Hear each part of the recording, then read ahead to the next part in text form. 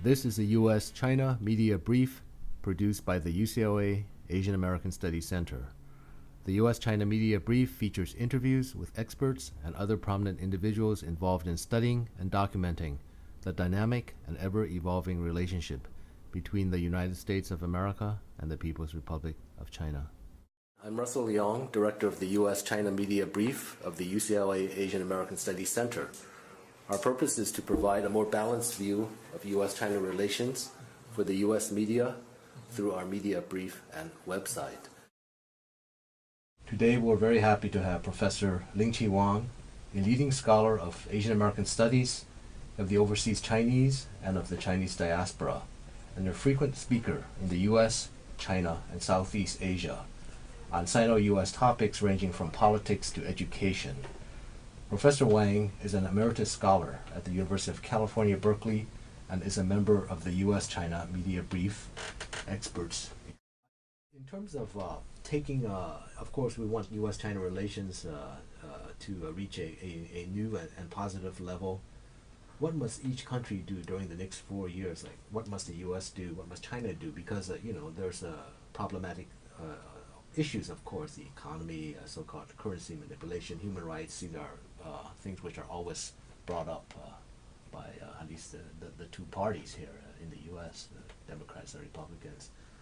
So, in your view, what must the U.S. do, and what must China do in order for their relations to remain stable and to kind of move forward?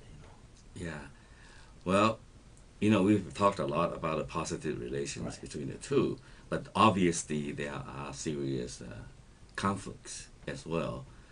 Conflicts in terms of values that each country hold dear to, interests, national interests, always take priority, and then there are the national priorities, and also expectations of what the other party could do for us, and these are very, very touchy issues. And I think one of the first thing that in terms of U.S., I think we should, as I mentioned earlier, that a lot of the problems that exist between the two countries come as a result of our internal partisan politics. So I think one of the first things that we must do is to stop blaming our problems on the other side. We always try to look for a scapegoat. I think we need to expand U.S.-China dialogue beyond economic issues, and I think we need to increase, above all, I think American people knowledge and understanding of China, and that could only be done by long-term investment in our educational system, in the curriculum, because if you go through American school system and you come out knowing virtually nothing about China, and yet we are now the most important country to us is China, and yet we managed to raise generations of students who know nothing about China, and that is really quite pathetic. So I think we need to do that. We need to increase our knowledge of Chinese history, culture, and language. And I noticed that I think there are more and more people now learning Chinese, which is a good sign, the first step toward understanding China. But I think those are the kind of area that we need to do. But in terms of China, however, I think that China also have a lot to do ahead of it. I think that most importantly, I think it must move rapidly. To me, the number one priority for China, really, contrary to what a lot of people think, that China need American type of democracy. That would be a real curse to China. I think that what China needs the most is the rule of law. I think China is still being governed by men, and I think as long as this is continuing, there is nothing really reliable, and it is going to halt development. A lot of things depend on this rule of law and independent judiciary. I think that to me is the number one priority. And I think number two, I like to see China loosen up its efforts to control the media.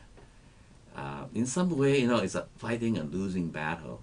And each time they crack down on something, it actually makes China look very bad. And in fact, whatever they do inevitably prove to be ineffective because the media is such that nowadays you can always find a way to circumvent whatever you're trying to block. And then I think very important too, I think China must increase its transparency. The government must increase its transparency and accountability. Um, Otherwise, the government is going to lose its legitimacy and authority, not only within China but throughout the world. And as China increasingly engages the rest of the world, I think it needs very much to do that. And lastly, I think that it's extremely important for the government to continue the reform. Even though in the last 30 years China has done a lot, I mean it's unimaginable. You know what happened back in the Tiananmen Square in 1989? Those people who participated then could not even imagine the degree of openness and freedom that Chinese people enjoy today. But of course, China still has a long way to go, and I think the reform must continue.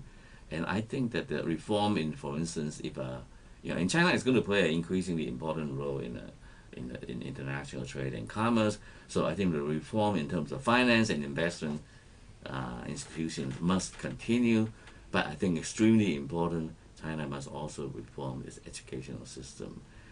And in some way, I suspect that educational reform may very well end up being the last, because the education is so entrenched that I'm not sure the bureaucracy there is willing to even go through a reform. And of course, healthcare system. Those are the major areas that the Chinese government, are trying to address. But how effective it will be, we don't know. And I think China can use a lot of help from other countries. I think China, the kind of help that we can do is to, in fact, work with the Chinese government to do the reform, not to come to China and say, hey, we got the best idea, take this, take it or leave it. Kind of, we go in there and say, hey, one man, one vote is the best solution to their society. Well, one man, one vote have not served this country that well. In fact, I think the dollar figures a lot bigger than the votes nowadays in American politics. I think our democracy has been poisoned, actually, by the excessive amount of politics that had replaced people's real participation. So that's why I said earlier that democracy really is not the cure of all problems.